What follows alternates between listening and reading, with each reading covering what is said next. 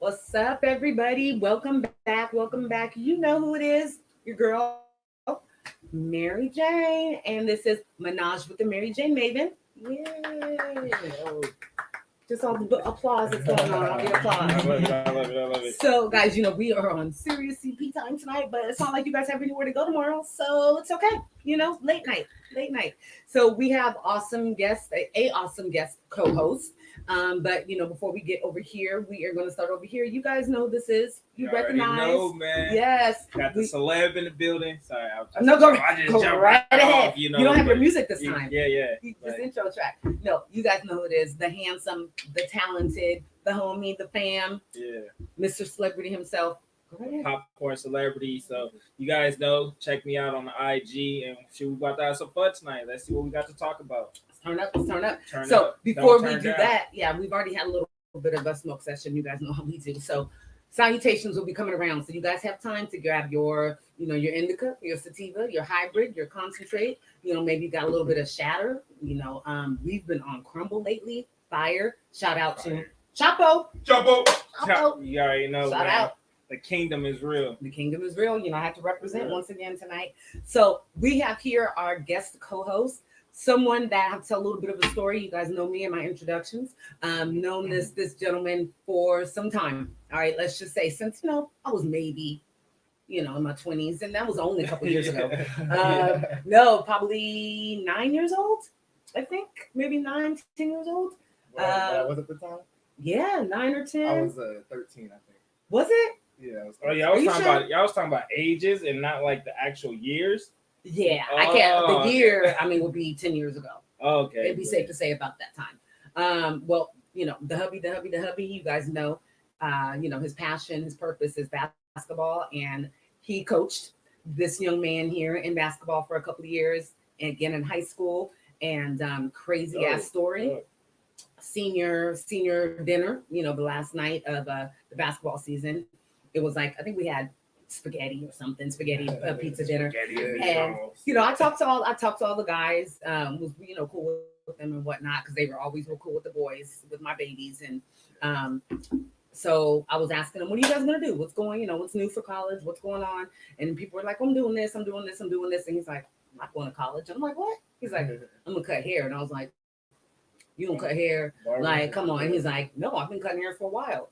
We get home and I was like, babe, but he's just so talented and smart. And I know. And he said, no, he's been doing it for a while.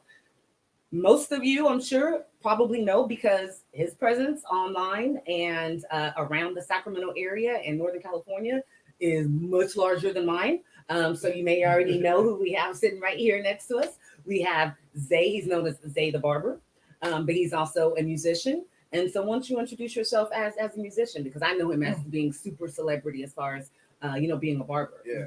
Full celebrity. So everybody knows me as Zay the Barber. My first and last name is Isaiah Ford. So everybody can just call me Isaiah, Zay, whatever. But as far as musically, my name is Zay Almighty. It kind of ties into like my middle name. My middle name is Almighty. So Almighty? Oh. Yeah. Your middle name is Almighty. My name is Isaiah Almighty Ford. So I just added. Don't get no struggle to that. That boy was born ready. Right. For real. Good. That's setting your child up for success with their name, folks. Almighty. Okay. My dad, the story about that is like, my mom was like on her last pregnancy, and I was the one, and me and her were deciding whether or not we were gonna make it or not. So my mom wasn't gonna make it, or I wasn't gonna make it, and so my dad was like, like, I want my wife to stay, but like, I just have a brand new son, and he was like, if they both make it, I'm gonna name him middle name Almighty. So Hey, oh my deep. gosh, that is Story after story, but that's deep, bro. Yeah, for real. And so you're your mom's last. Yep. And how close are you and your mom?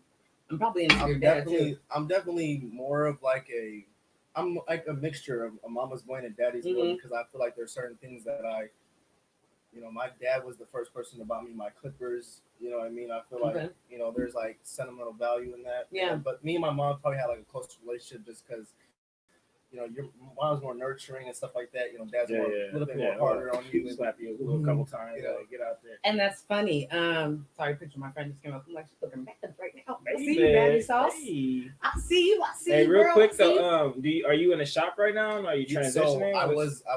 So I was when I was 18, I had got my license. Oh, so And you I went already to a fully got shop. the license? I went to a shop for 4 years at the Rich Barber in downtown, and then And recently I'm working at Spotlight Hair Studio, which is in Elk Grove. You never see me at the Rich Barber shop?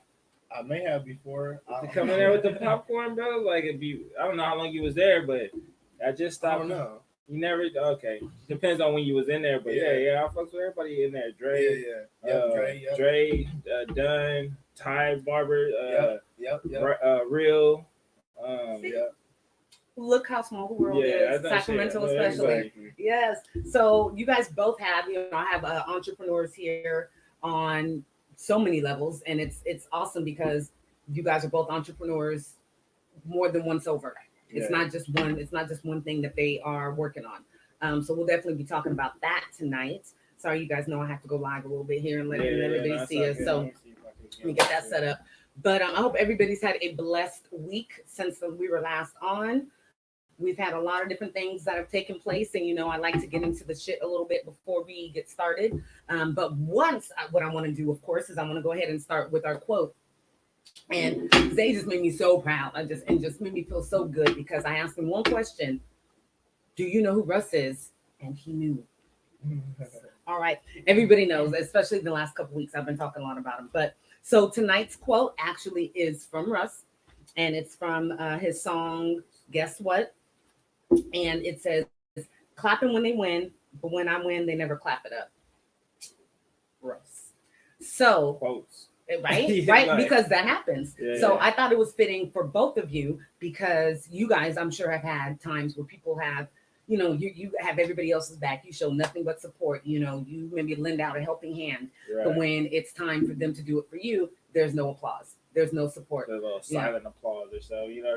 Put it on the under, but that's cool. Right? Yeah. So I mean, I feel like when I look at the past and just all the things that I've accomplished, I feel like eventually you get to a point where it's like success is just an act.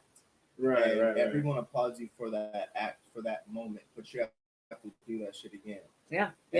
And so I've learned to have no expectations. I've learned to do things with no expectations because I love it and that's what I want to do. And then whether they win or whether they criticize me, I have no expectations for it. So I'm not really crossfire. I like that. Yeah, that's a good way to think. Got the true emotion, a true feeling going into it. So it's like, when you really feel like you said it's your passion, but do you feel like it's your purpose, to be able to be in this role of being an entrepreneur? Everything that I've done now that I think about it, it's like, you can't just define me for being a barber.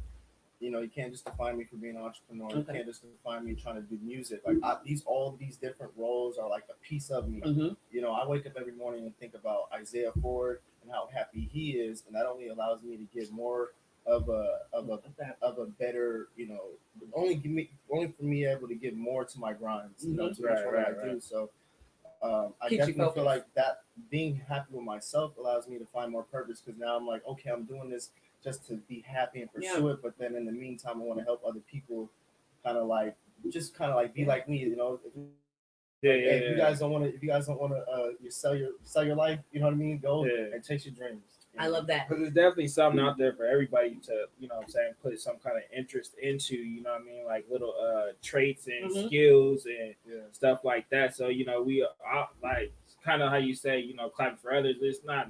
I try to help somebody find something else that they could potentially do, even if it starts off as a hobby. You know what I mean? Like for somebody doing nails in the house or whatever, you just be that person. Like, hey, bro, or sis, what's up? You know what I'm saying? What's your skills? What you got? Write a book. You get it right? Yeah. Like, you know what I'm saying? Yeah. I love that. So being supportive and identifying other people's talents, and being an inspiration. And what I loved about what you said is it's okay to be that inspiration or to want to be that inspiration to others.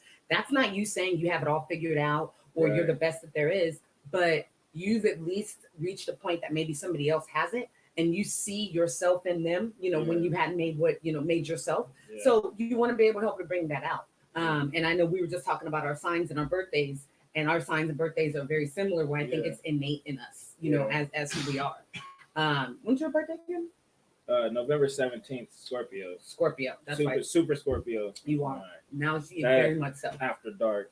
That's a different story. After dark. But no, it's innate in some people to not be, and I don't want to say selfish, but you always are thinking about the next step, and the next step always includes having an impact on the lives of others in a positive way. Right. I know for myself, I always have felt, and I always tell people, I know that I'm here to leave a footprint of significance in the lives of others in a positive manner. And it's over society. It's not just over a group of people. It's not just over those that I love or those that I know. My outreach and what I'm doing is going to go beyond what I'm doing every day. And it's going to be felt by people that I'll never, ever, ever be able to connect with and know that I'm touching them, but I don't need to. You know, I don't need that satisfaction. You kind of feel the same way? Yeah, it's like the love for us, you know what I mean? It's like, basically like, we're all one, that type of saying, you know what I mean? The creation of us, knowing to be able to deal with, you know, everybody on different levels without overly judging or being biased about every situation, that type of deal, you know what I mean? So that's where I'm at, man, because I mean people all day long. Like, hey, brother, hey, sis, what up? Hey, and you have to want to. Somebody in this room says that he's not a people person. Not. So he's like, what you mean? He says all the time. We got together, and it was meant for me because I'm the most I'm outgoing. Yeah. You know, when we were in college, he had a huge afro. If anybody knows MariJayne, I'm sure. If you don't know what MariJayne looks like, take care of yourself right now. It's a problem. But no, everybody used to say in college he looked like MariJayne. So we went to school in Davis. You know, lots of people that are not brown, and just were amazed by an afro. So yes, so they come around and be like, oh my God, immediately without saying anything, knowing who he was, going to touch his hair. So I used to have to be like, oh, you know, get in there real quick and be like, hey, hey, you know, hey, let me give you a hug. What's your name? You know, and he's like, if you weren't around, these like some hands would have been laid a lot on some people. His frat brothers used to say all the time, like, damn, it's so good you came around, because he was real rowdy and he didn't know, you know, how he wasn't used to that. I grew up in Elk Grove. I was, you know, South Elk Grove. Yeah, old school Elk Grove. I'm trying to think. I'm like, I don't even know if it's a north or a south in Elk Grove. Shit, if there is, it is now. Like I don't really think about it. But because the way she said, I grew up in Elk Grove. Like you grew up in Elk Grove. Like, wait, hold on, let me think. The Laguna. If there is a difference, it'd be like Laguna and then like Elk Grove. But Elk Grove's so much bigger now. There's different development. Two streets. Well, pretty much back in the day, that's what it was. Well, now I mean, some people could claim like, shit, I don't even know enough development out there. Down there. They could. I mean, it could be like Hood Franklin, Bilby Crips, Grant Line. I don't know. Hey, I had a very country growing up. I did. Shit. We used to hang out. A Friday night was going to a football game, and everybody would be at the football game. And then after that, going and doing like a bonfire or like a keg or whatever, but by the train tracks. And go tip some cows. Tip them cows, boy. I've seen. Really? I've seen cows. Y'all tip cows back in high school? Or y'all didn't do anything. I've seen it. Yes. I've been there. You know, nursing a little red cup. You know, because I didn't really drink beer, but I was trying to act like I did. They was tipping them cows. They did. They took cows. I've seen. You know, I've been out and they've been, you know, taking out their guns and shooting cans and. Like I said, laying by the railroad tracks was a thing. Yeah, you know. It sounds like a good thing, you know what I mean? Good, huh? You made it through, you know what I'm saying? And that's true. I did. Yeah. I did. I done walked the train tracks a couple times when I was younger, but yeah, not landing. See, I always faked. I ain't gonna sit my ass down and get comfortable now. You laid right by it. Like when the train was coming, you would lay right like here's the train tracks, and you lay like right there. I did. I pretended a couple times, but I didn't. It's crazy. Ooh, so, man. Speaking of, I know some other crazy shit. We're still in this, you know, coronation, guys. Smack dab in the middle of it. We're in the end of the second stage, and you know that means some businesses can open and things like that. You guys are both once again entrepreneurs. Has your business been affected? I mean, mine has just as far as me doing education and going into like storefronts and dispensaries, no, I haven't been in one since February. But this has grown. So, being able to create content from home is something that tons of people are doing. We were talking about it before we came on here. Shit, I'm like, fuck it. Everybody is working from home right now. Everybody, but everybody's creating content where maybe that wasn't something that they did for their job before. Right. Yeah, because you got to mix it up, like, you know what I'm saying. You got to pivot. Pivot. You definitely got to fucking pivot. That shit was a hard pivot too. It was like I was right there about that. You know what I'm saying. But no, serious though. I think a lot of people, this kind of proved to a lot of people like what they had in store, like as far as hobbies, as far as trades, something that you could do that will get you income without the regular assistance of your job. You know what I'm saying? Yeah. Some people got unemployment. Kudos. Oof. You know, those are bad. Congratulations to you. Some of it's motherfuckers just hustlers, you know what I'm saying, and really just got to keep their head above water, and you know what I'm saying, we make shit happen. So I mean, for me, I feel like it was kind of strange, you know, when I was very when this quarantine hit, it was like I was already, you know, maybe about 3-4 months before that, I had stopped. I wasn't cutting hair at the time. I was just cutting at the house, and I was working on selling my online courses and my online store. I was doing that for about 12 months straight of like not working in a shop, just being at home all the time. So once the quarantine had came back, it was just accustomed to me just to go back to back to where you was at, back at home and doing that. And one of the things I would say though is shipping. You know, if you're trying to sell things online, you know, shipping is like delayed. So with this whole quarantine thing, it's like if you got products, you know, you're probably dealing with all the things with China and all that. Cutting hair, we had to stay home, but I decided to keep cutting. I mean, whether the people, you know, agree with that or whether it's illegal or whatever like that, I just kept, you know, cutting hair. I'll feel you, brother. That's the same, like, kind of here. I kind of got hit with the same thing because, well, for me, I was like doing popcorn. You know what I'm saying? I was like the popcorn celebrity. Right now, it would be like a softball fast pitch season with all the kids. You know what I mean? We have all these events and all kind of stuff going on. Soccer fields is all open, so get a lot of events and stuff like that. Oh, you would have been fired up. My son, youngest one plays baseball. I definitely would have like, we have nothing right now. You know what I'm saying? So I still made popcorn, and I still made the popcorn, and I did, you know, house deliveries and all that stuff. But you know, customers dry up kind of fast. You know, as far as ones you can't repeat it. You get some repeat buyers, but not enough sustain months and months. You know, quarantine. So I had to go back to tattooing right now, which I'm good at it.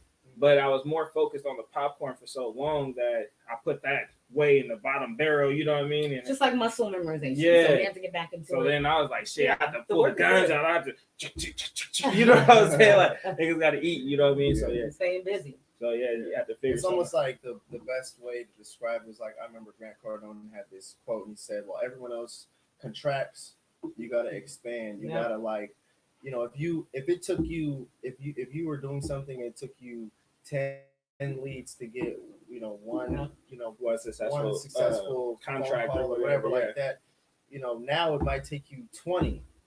That just means you just got to double down and you got to work extremely harder during these scarce times versus being, you know, contracting, you know, now you're like not even pushing it as hard. Because it really, that's what it comes down to is like, you know, just following kind of, how would I say, like not following your path, but like you said, if you want to get and talk to people, if you talk to 10 people a day or 20 people a day, if you do it consistently and you're talking about something that you want in general or what you can give, like you eventually get people. And then, you know, as long as your work is as your work is good and it actually speaks for itself and you speak for yourself, like, you know, that one person, eventually now you had 20 people that came back to you and they're going to spread the word for you also, you know what I'm saying? So you just keep building on top of that. And that's why the positivity that you put out there is super important.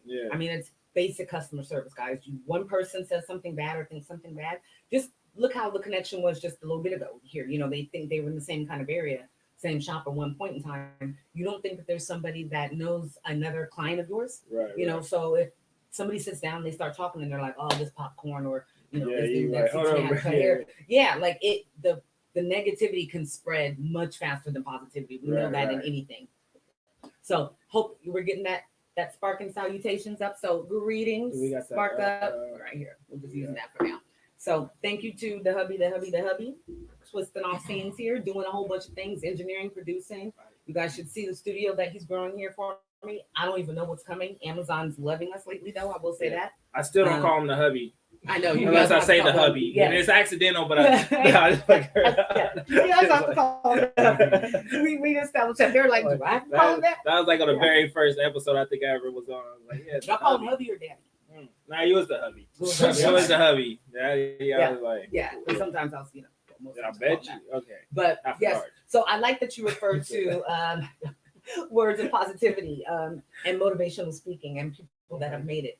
Do you use that as a large part of your everyday getting ready? You know, I do. I definitely, Gary V is dope to me.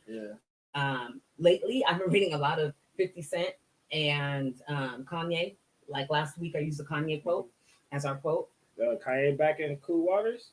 Kanye was just, I don't know. He's just Kanye. He's just Kanye. But he said some really dope things over the time. He said some shit that's like, I've seen some stuff, ostentatious and some things that's just crazy. But it makes sense when you're really trying to be motivated. He's a really smart person. He is. He's incredibly smart. It's the best way I always describe it is like if I'm watching an interview, I can look for the gems, for the jewels, for the keys that someone's saying, but everyone else is just going to see the kind of the ego and the narcissist person that he is. He's a little. He comes off a little, off in terms of like he may rub people the wrong way the way he comes off because it may come off very blunt and very unapologetic. And he's living his truth. Well, and it's also too though, bro. Imagine that nobody want to hear that shit, bro. It's like positive rap for the most part. You know what I'm saying? Like motherfuckers rather just like so. If he was on there just talking dumb and damn near half a liter, it would have been like 10 times more like, oh yeah, I understand what he's saying. But it's just go on there and say some semi-positive shit or hey, well, I'm doing this because my thoughts are here. It's like, what the fuck? Yeah. He's what he does is that people want to look for the bad, the bad in him. Always. Immediately. They want, oh, you're married to Kardashian, you're this, you're that. He's still a person, he's still a man. And you guys have to remember, prior to when his mom passed, nobody had anything really negative to say about him. And then when he did the whole Taylor Swift thing, which I still think is genius. I loved it. I can't stand Taylor Swift, so that's what she gets. And then later on how she's lied and said she didn't know anything about when he was using the the lyrics, and Kim was a very good wife and had that shit on record. Who was using what lyrics? Came out that was awesome.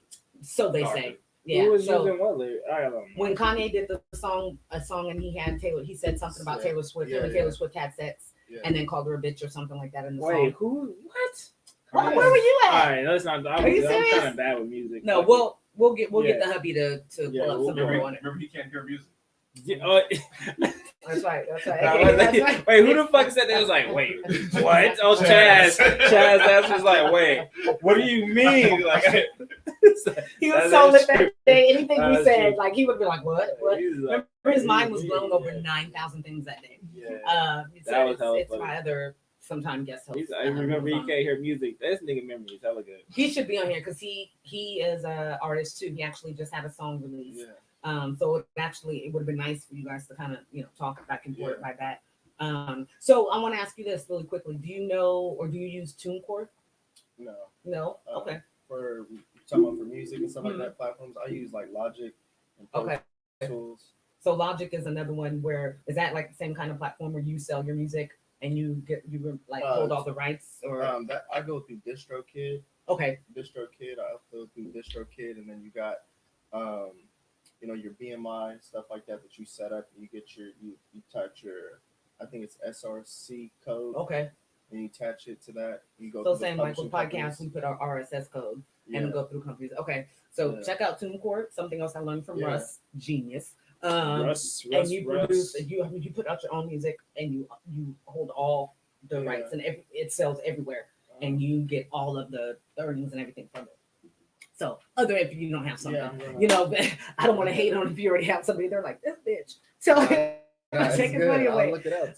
It's pretty cool. So, what I did want to jump into really quickly, guys, I know we were talking about the coronation, but with this coronation, it's not as much bullshit that that we can talk about in the can of pop. That's good right there. Thank you, Chapo. Section of the podcast, but there are definitely some gems out there. So first and foremost, do either one of you watch Vlad TV? Yeah. Vlad, that's the Vlad TV. Vlad TV. That's what Vlad, I was going. not Vlad. Have you guys V know? is Vlad. So you didn't Oh, see 'cause Crunchy Vlad- Black? He Did you see changed Crunchy it. Black's interview? Oh my god. Please. Oh my You God. must watch Crunchy Black. on Yes. Vlad TV. What the fuck is Crunchy Black? I 3-6 Mafia. right. So, Right. Crunchy Black. So, When 3-6 Mafia What the fuck first is came out, it used to be like 10 dudes. They used to be like Wu-Tang when they first 3-6 came out. Mafia. Yeah. Yeah. All So right. Crunchy Black Oh was my one God. of the original 3-6 Mafia people. That And nigga he's doing the ugly as interview fuck. on Got it. Vlad TV. Like Crunchy Black. a nigga with the name Crunchy, Crunchy Black, bro. I'm not. You ain't nobody gonna call it. That's disrespectful. Bro. And he That is, he like, claims right? it like that's his shit. Like Like, it's I'm his Crunchy shit. Black. Yeah, he don't Like, get mad. nigga, He's not Look stepped on. Nigga just look Crunchy Black. Like it is appropriately named. But that's crazy. he was on Vlad and he did maybe All right. 20, Vlad breaks breaks that interview up into a certain amount of What's up, episodes. bro? So it was like 20 or 21. Every time this dude called Vlad Glad. And like the first couple times I was like, did I hear that right? And he's like, no, he's calling him Glad. It is hilarious to the point that Vlad put out a compilation today. Like, He crossed out his name and called it Glad TV. And it's just a compilation of all the time that this dude called him Glad. It's hilarious. But he tells you some shit that nobody else would have ever Bro. thought about 3-6 Mafia. he did. So it's a good interview. He It's did. one of the better Glad interviews I've ever seen. So He did some shit like fucking Beetlejuice. yeah. Yeah, Crunchy Black did the Beetlejuice moment, like He just But, said- you know what I'm saying? Just it's saying, like, hilarious, bro, nigga, did you not hear me the first? It's I mean, Vlad. and he never corrects him. He never says, "I'm sorry, what? My name is." He just lets him call him Glad for at least it has to be at least 3-hour interview. That's like a funny. So Vlad TV, thank you. I mean, I love it because we watched all the Haven shit on there. The Jay-Z homie. If you guys have not watched that, definitely watch the Haven. Aries When he Spears mixed gives a that good song. one. Well, John hey. Sally, good interview. Well, real quick, just to touch on this, I was a thought. I don't know how far it Did you got write out. thought? Yeah, no, I said it was a thought. I don't know what I thought I just said, but yeah, whatever I said. Jay, Some girls are watching like, Yeah. yes, yeah. definitely. What did I say? You said I was a thought. I thought. I was a thought. There's some chicks that are like, yes, Yeah, right now. motherfucker, Yes, yeah. it was. They watch out the dark. They're going crazy. Fuck. All right. Anyway. Right. Anyway, though, Jay-Z daughter or supposedly daughter. If y'all seen that, I seen that on World Star. I don't know if anybody else watched it, but they did say she was like saying that Jay-Z was her daddy or something like this. So she, Some older girl, like Yeah. not Blue Ivy. yeah, not Blue. Not Ivy. even Beyonce. Nobody, neither one of y'all heard about that one. Mhm. No. I wouldn't. Hey, okay. It wouldn't be a shocker It to didn't me. probably go to TMZ. They was like, "Nigga, we ain't reporting on this shit." It wouldn't be a shocker to me, but it would also be that Beyonce is probably making sure that girl and her mama are paid handsomely Yeah. It's to just like keep some, their damn mouth shut. it's like some shit that just came out. So I wouldn't. I would. Yeah, I mean, come on. Yeah. I would not put it past them, or I wouldn't be like, oh my god, what? But what we are oh my godding about today, I don't know if everybody's heard about or not, but Lil Boosie or Boosie Badass. I'm sorry, not Lil Boosie, Boosie My Badass. nigga. So he admits Salute. on Instagram. He was on Instagram. Instagram Live. He also gives really good Glad interviews or Glad interviews. I'm gonna call him Glad forever. He does give good interviews, but he went on Instagram is where he really just acts up. So Instagram Live, and he admitted to having grown women perform oral sex or sex acts on his 12-year-old son and nephews. So he says, quote, "I'm training those boys right. Ask any of my nephews. Ask my son. They was 12, 13. They got head. That's how it's supposed to be. Hell yeah, I got my..." Oh, I thought I heard some little kids coming down the stairs there. Okay. "I got my fucking son's dick sucked. You're fucking right. Yes, a grown woman. Grown. Super grown. Super grown. Checked his ass out. Checked all my nephews out.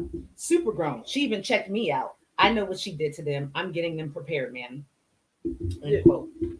How old was she? Well, we just gonna He say said super we grown. gonna say 18, bro. Let's just say 18, 19, 20, 21. I don't know. Well, after nephews, I'm talking about the chick. That's No, super that's grown. what I'm Yeah, saying. that's what He he said said. super grown, but it's basically saying she just grown. She was probably about 25. I was gonna say 30. 25, 30. Nah, She it was wouldn't like be 30 years old.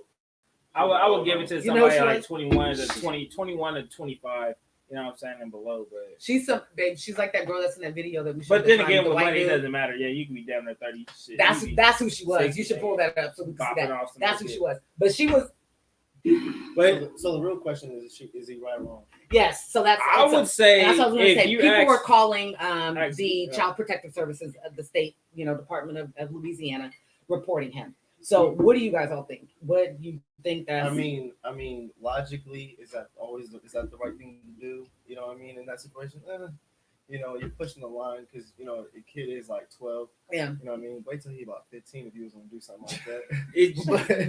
Well, you know that he's probably really. Like, No, he's probably not sexually active at 12. You know what I Yeah. mean? See, but look, so the only reason you got 2020, the only That's true, reason that's though, true. the only reason I think he's pushed it so much closer to that age was he just was a little nervous that they might try to shake, rattle, roll the wrong way. So I it's just- like I see. You want to show the right like, way? wait, I hold see. on. Well, like, right now is the time. You know what I'm Yeah. saying? Your dick hard. Right now is the I time. still see And not him. to say, I yeah. still see him understanding. Like, I at least understand where he's coming from. He's Right, like, right, look, right. You about to go into this world and experience all All these kinds of women, shit. Yeah. sleazy women. You're gonna about to run into it all. So Right, he's like, before they run into it all, I want to be able to be the one to run it through them. right. Yeah. So help you run through it. Yeah, build up their defense a little bit or something. But I'm not. like that. I'm not agreeing. I'm not. Yeah, saying yeah, that, yeah. So if you're just looking at it, if you're not trying to take sides, you're I'm trying not to trying be, to take yeah, sides. trying to be I'm objective not- in the situation. So- That's cheating. Part of it so- is you're supposed to go through having to try to get your own first little piece. Like that's Yeah. part of the whole. You say niggas Right, putting man, up, that's up, right. down, left, right, Yeah, left. cheat niggas. code, man. That's the cheat code, man. That's the cheat code right there, man. I was saying, That's so That's the listen, cheat same, code. same with the bro. Like, Zay, I totally agree. Like, you know what I'm saying? I'm like agreeing to say that he's not necessarily wrong with what he did because that he's able to do those things. You know what I'm saying? Yeah. I was like, you know what I'm saying? I got nephews and you know what I'm saying? Well, my son is just this shit. He just turned 11. So he got one more year. And I'm like, nigga, get your dick sucked. You're 12. All You're right. 12. Nigga. What is the problem? So Boosie, You going like, to junior high hey, let me school. think. I got another year, and I could like literally, nigga, we'd be on the same topic, nigga. And I'd be like, damn, is this nigga right? Should I let my son get his dick sucked right now? But anyway, It's just like the They- same they- mentality of I just don't like know. the same mentality. Like if your son were to smoke weed, right. would you want him to go smoke at somebody Somebody else's else's house, house, yeah. driving, Yeah. doing all this Yeah, other stuff? yeah, We'd yeah. just be sitting down with Yeah, something yeah. Or like, getting son, bad weed. you know what I mean? Yeah, like son, I'm about to put you on some rapper weed. You know what I mean? Yeah, like, yeah. roll this shit up Right. real quick. And then put in a zigzag too on top of that. But yeah, so that's why I say that's a hard one to really say. So I could understand where some people that's not like-minded will be disappointed, Yeah. maybe furious, Yeah. want to call the people. I think because- it's the fact that he's getting on IG Yeah. Live and he's like admitting it. Like Yeah. people would, nobody would have anything to say Right, if they right. didn't know about it. like if I was you a know, real celebrity, I'd probably just want to say shit. I'd be like, fuck, nigga. I'd be like David Banner. or Unless some shit. unless somebody was about like telling you like I'm about to leak this information, you're like, fuck, I'm about to release it myself. Yeah. So like in that situation, you get judged. but it's funny that you say that because at about 11, they do boys all of a sudden. They're what they talk about, and mine's almost 12. Yeah. So what they talk about and their I will say interests this, and sorry. what their friends are talking about and shit, it changes. So Right. I'm not saying it's right, but I could see that if he's in the last year or two been kind of bombarded with questions or situations or his Yeah. kid telling him something, I would say it's almost like, but I would say at 12 though, I'll let him just be a kid because I remember when I Yes. was at 12. yes, I remember when I was at 12 when I first time. It's like that year you first go into 7th grade. yeah, And it's different from elementary school. Yeah. These females start doing shit. You like, wait, females sucking dick? Yeah, yeah. I'm 12 right now. I'm like, whoa, it's a rude awakening. right, Like, it's like, he's, That's what Right. they talking about at our kids' school. They go into the 6th grade. Yeah. he's And they our talk about it. Deuce is in 6th grade. yeah. And so that's junior high school already. So what Yeah. he's experienced from just being in like end of 5th grade, they went on their first little overnight that he went away for 4 days. Yeah. And when he came back, the stories he came back with, I was like, wait a minute, what? And I was Yeah. like, They go what? crazy. I was like, compared to my little, did you guys take a trip in Oodles and 5th grade noodles. where you went Yeah, and stayed away for a couple days? Yeah. I think people had gotten their first kisses, like it was like little peckets on the bus. Yeah. Nah, what he came back and was telling us what was, I was like, Yeah. some of one was suspect. I was like, don't keep it with those dudes. And then a lot of, but she was what? It was, it was mind. It was eye opening. And then for him to be in the first part of 6th grade in junior high school, I was just like, what is wrong with it? What? And I remember him coming home and going, aren't we just like still like really officially kids? I'm like, yes, you are. You are kids. So don't try to rush. And he goes, everybody has girlfriends and boyfriends. They're doing this. And I'm like, you want to do that. Just become I remember where you are. So it's so funny at that age. It's so funny because like I remember being like 13, 7th grade, and like all my homies like was talking to a female, texting hella females. I didn't even have a phone yet. I didn't even have a phone yet. Yeah. And I was just like, and I remember like, wait, how old are you, bro? I'm 23.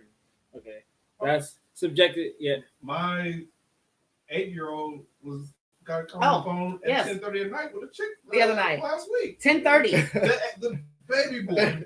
10:30 and I come down. He's like, it's my favorite class. I was like, man, if you don't get the phone, I want to like, Daddy, come and talk to me, Dad. What you doing? And it was on like a Tuesday. I think he got his hand in his box and shit, laying back like this and shit. Wait, hold on. Whose house is this? First he was chilling, and I was like, and then his brother was trying not to tell, but he was. He's like, and we were like, what? He's but like, you know what? Like, you know what the funniest thing my dad ever told me? He told me this thing at like 13, but this is before like I ever like started messing with girls.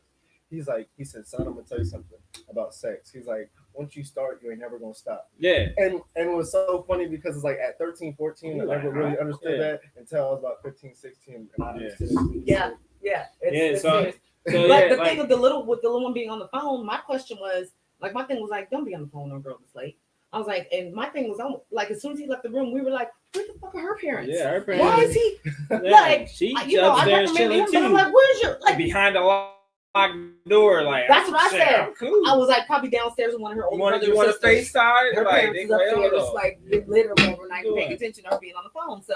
Yeah, so we had to watch the little one. But that's what I say. So listen, So wait, hold on. You guys should hear the songs they listen to. Wait, real quick. We're gonna go back to We're gonna go back to Bootsy though. Yes, because I'm just want to say because there's another part of this. So you looking at the age difference. You know what I'm saying? For however old Bootsy is, I don't. What? Okay, so what age do we think the girl was? No, we're just saying the era, bro. 25. It's the era now versus what it was back then.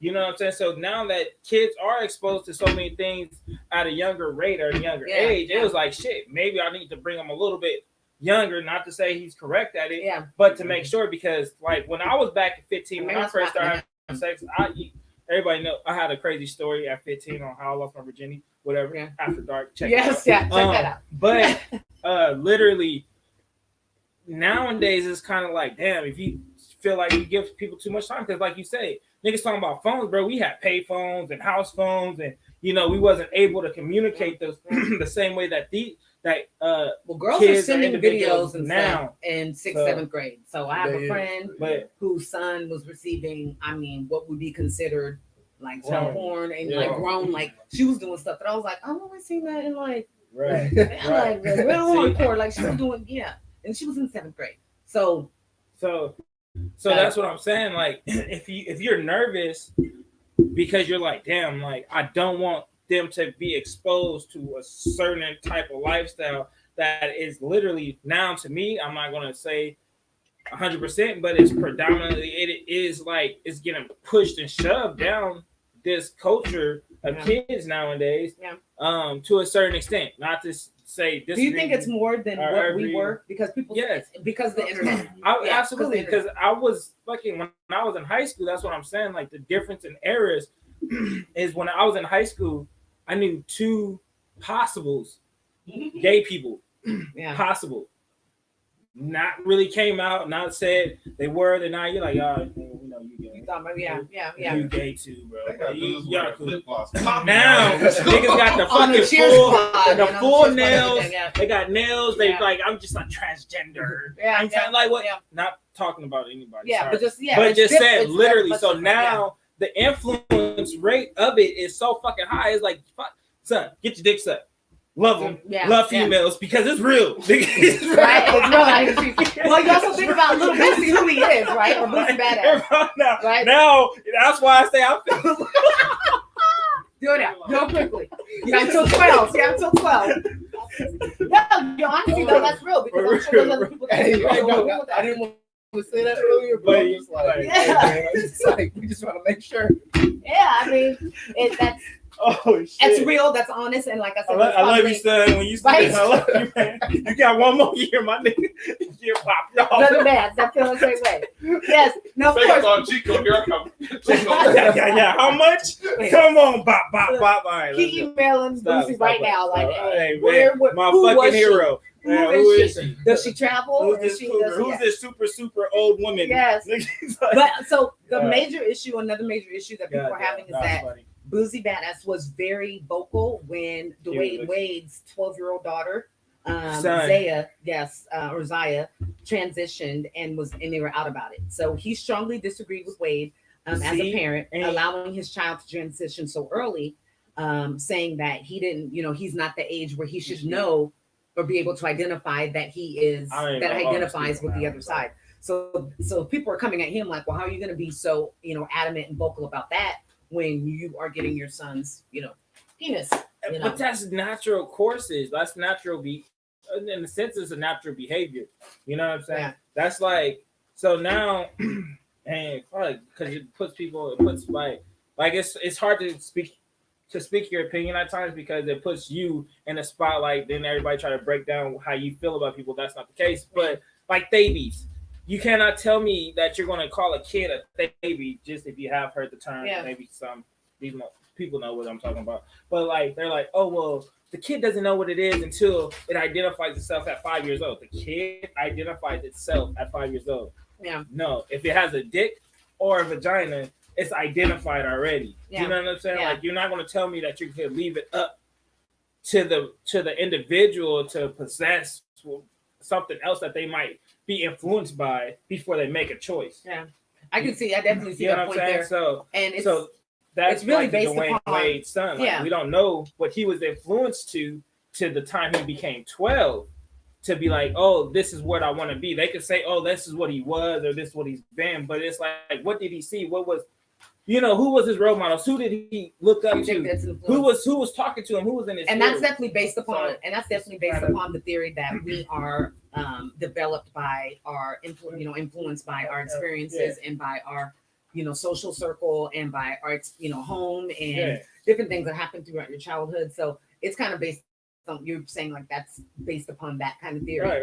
Whereas now there's so many other theories that are based more upon how somebody feels emotionally as well, to that physical connection. So it's a lot more research into the emotional, I'm going to say more biological side of it, where it has to do more with, how the brain works and how that's connected to how you feel and how that helps you to identify. So it's just different, I want to say methods of learning or methods of understanding or ways of thinking that people are being able to develop these ideas. Right. And of course, this podcast, everybody's idea and opinion, each is their own and nobody ever means any harm. Yeah. But your opinion, definitely resonates with so many other people out there, or there wouldn't be these different ways of thinking or these different ideas of, people expressing themselves. Sure. But that's, I feel like if everybody's going to have an opinion on it, have an opinion because of his son and his nephew's well-being. Don't bring in his experience or what he's voiced about something else into whether or not this, it applies with this situation. So that's definitely all blown up, but that's like the newest, kind of bullshit that's going on. But other than that, the biggest one is Tekashi. Wait, so I'll just before we get jump into Tekashi, Tekashi, whatever. Until we get into that guy who he is, I just want to leave off on the same note as far as Dwayne Wade and Zayla and Lil Boosie and his nephew or son. They're both right for their decisions. Mm-hmm. Dwayne Wade isn't wrong for accepting his daughter, for what they transitioned to. That's their process. That's what happened in their life. Of course, you're going to still love your kid. That's the same thing Lil Boosie is doing by loving his kid. and expressing in his own way. Expressing something that no other parent or no other. Well, that may be normal to him too. I was gonna say, so like, who knows totally what fine. Who knows what totally happened fine. to him when he was 11? Maybe he was 10 when it happened. Maybe an uncle, went ahead and got somebody, Shirley, from around so the that's corner what I'm saying. to boss him up, and that's his normal, Totally fine, I just imagine her name be Shirley or like Mabel or Merle. Where y'all at in the goddamn Georgia? Oh, they from Georgia. That's part of it. He's from the South. So Myrtle, I'm telling you, she makes some one titty up here, one titty down here. Exactly. So who we talking about? The snitch, Rat King of New York, Rat King. So Tekashi's out. Tekashi's been trolling. Tekashi has dropped a song, which I am upset to say got like 3.7 million views in hours on YouTube, which is ridiculous to me. Like, that's not really ridiculous. It is absolutely ridiculous. 3.7 million people like snitches. He this was in the first few hours. That's what I saw. He got crazy numbers, but you got to understand, bro. Before he left, like, he was already the talk of fucking everything, from his case to everything that was going on.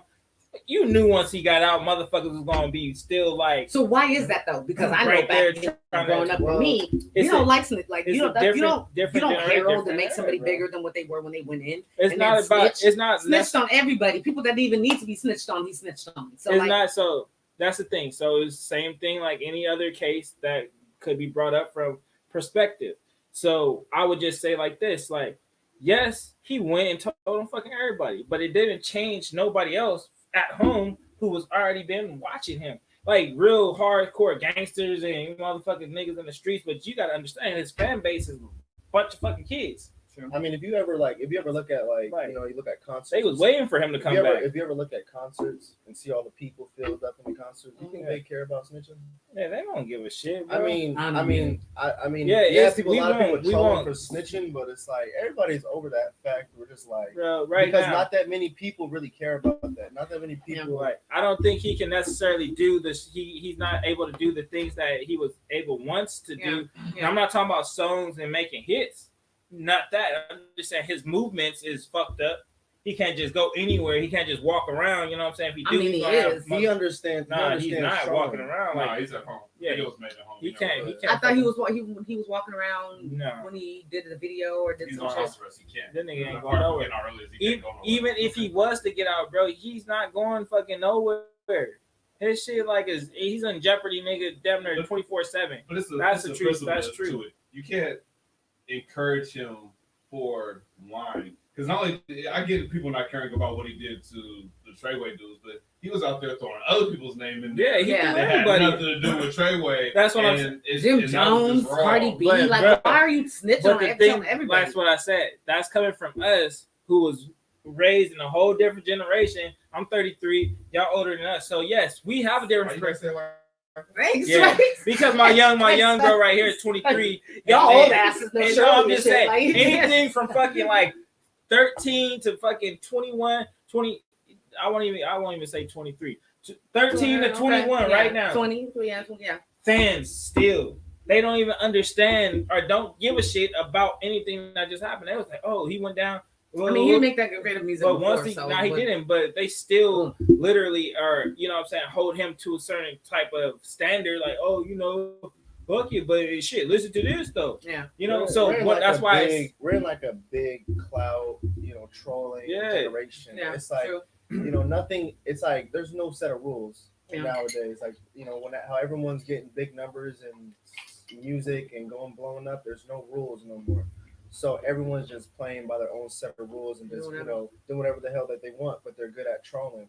And 6ix9ine is one of those dudes that he's not playing by a set of rules. So so a lot of people are getting mad at him. That nigga threw the whole deck in. Yeah. Motherfuckers like, nigga, what cards? He's laughing with people. Yeah. Like, you know what I mean? Yeah. I mean, and he's not hurting, obviously. Nigga, we say we playing spades, nigga. We playing blackjack, nigga. No, we not, nigga. So as an artist and as somebody who feels that this is his passion and his purpose, I don't think that he feels that same way. So as an artist, do you just not care, or does that frustrate you that somebody like that, can? I don't see. I've always, when I became a barber, it was like I never cared about what another barber was doing. Like, you know, I don't really could care less. Yeah. And so with this, it's like, you know, in the music industry, you got a lot of street rappers who probably never really did the half the shit that they said. You know, and then you got people who do like this, like snitching or whatever it is. Like, I'm not really. If people are gonna have to go to sleep and lay in their own bed, and they're gonna have to, you know, look at the influence and the inspiration that they impact to these kids. At the end of the day, you know, all this money is not gonna mean nothing. Well, so it's just gonna lead to the impact that you make on people. Yeah. Okay. Just to say this, and this is not like trying to go way off topic, but it's like 50 Cent. When it came out that, you know, Irv Gotti and Ja Rule and everybody had those statements and the shit about him snitching, you know what I'm saying? He still fucking made it to the top. You know what? And that's a good example. And people are still listening to his music, still watching his shows. Great fucking example. Because so, like, Get Rich or Die Trying is still my shit. Slaps, we were listening to it the other day. Slap is. I'm not saying, but it was totally different. Niggas went to jail. But he went and told about what happened to him. Yeah. He's over here telling about what happened to other people, what he saw people do. That's a completely different thing. Because snitching, that's what the difference is. Snitching isn't just talking to the police, because if something happens or something bad happens, there's nothing wrong talking to police. Snitch is when you are getting out of your time by throwing somebody else under the bus. Yeah. That's not what 50 did. He didn't throw somebody under the bus to not get time. He got poked and was like, okay, well, this is who I saw poked, or this is who was there. Yeah. This dude was like supposed to do 75 years, 50 years, and did 3 months. I got a homegirl that did a longer time than him. Yeah, for stealing from. I'm just saying, really. She stole a compact makeup. Like seriously, that shit is real, bro. Yeah, I mean, but in comparison to the times, and I think that is true the thoughts, too, like you have people that take the snitching, just the snitching in that situation. Area, They're like, I don't care what he did, blah, blah, blah. what you said. But there is that difference. But 50 did still make it. But I think because there was that difference, it was like, okay, I'm not supposed to tell him, who did harm to me. That's some bullshit. I think literally for me, like at the end of the day, you know what I'm saying, wasn't a super 50 fan, but like his shit was raw. Like he was fucking at the time when he was like that shit, all his little mixtapes, when his underground shit was coming up, when his then the CD dropped or whatever. So by the time they even got back and really started talking about like what he did, it was, obviously he didn't take no main stand and was all fucking blasted all over fucking social media and shit like that. Because there wasn't none, but maybe MySpace. But we did hear about it, and we just like never big of a deal. You know what I'm saying? So that lets you know how social media influences. And so like, because you hear about it, I pull up my YouTube. And it was like 6 stories on, immediately in my now uploaded or my recommendeds, whatever, just back to back, just from different news sources or bloggers or whatever. So it wasn't the same exposure when we heard about it back then. Like you heard about it on 106 in Park, maybe. Or right. Maybe you heard about it there. So like now motherfuckers just be sending off links and shit, sending off links and pictures. Like, nigga, you got a cell phone? Nigga, my daughter is 7, she got a cell phone. I'm like, we set rules. We were like, you guys aren't getting one until you're 13. And then we were like, all right, 10, and then my youngest one just got one, so 8. So it's different. They kind of have to have it when you have so many, activities, or when they're at school and and different shit happens, and you need to be able to contact your baby. So it's a little different now, but we heavily monitor our kids' it became phones. a part of life for everybody. Yeah, we monitor them. They're locked. They have to come and ask us to unlock stuff, and we're like, we don't know about that. But yes, like which one are you showing me? The top bar, right? Top one. Yeah. Thank you. It's a lot written over there. You gotta put like sideways. I saw what you. That's the first thing I seen too. But I'm like, shit. Sorry, maybe I can't read. I don't know. I was like, shit. Bad. I'm dyslexic. It's a man thing. They all read it, and I know what he was talking about. Sus. The hell is sus? The hubby was telling me stuff. So yes, definitely want to talk about. So I've talked about them before. I'm gonna talk about them again. But if anybody is fans, which you all should be, if you want to become a fan, then you're definitely gonna want to tune in. In a couple of weeks, we're gonna have like a 2-episode kind of arc, and it's gonna focus on somebody that I think should be getting a lot more attention and exposure than what he's getting, and that is Russ. So I want to talk a little bit about some of what I feel motivation from when I watch interviews or what I take away from him, and I think that other people that are trying to be their own artist, and kind of make their own way, write their own ticket. He's a great example of that. We have somebody here who's a great example. So that's going to kind of lead us into, your exposure, your opinion on what it takes to be your own artist. Because you've done that in the barber avenue. And I definitely want to talk about that too. But one thing that I took away from, he did an interview with Joe Budden, and I only watch Joe Budden interviews if it's not on his podcast, because the two other dudes get on my nerves like crazy.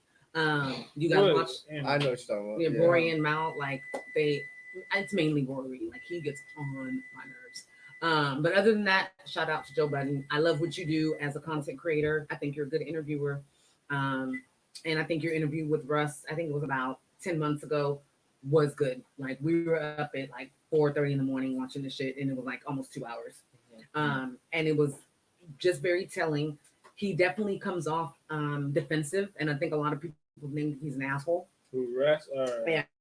Yeah. Well, depending on the opinion is. But more currently, I would say Russ. People, say that he's an asshole because he's cocky and he's assured.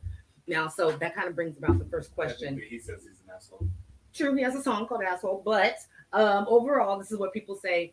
Do you guys think that it's okay to be an asshole of sorts in your chosen field? Well, I think in order to be successful and in order to hold that, whatever that mob mentality or whatever that mentality is to be great, you're gonna have a personality that's gonna rub people the wrong way. Yeah.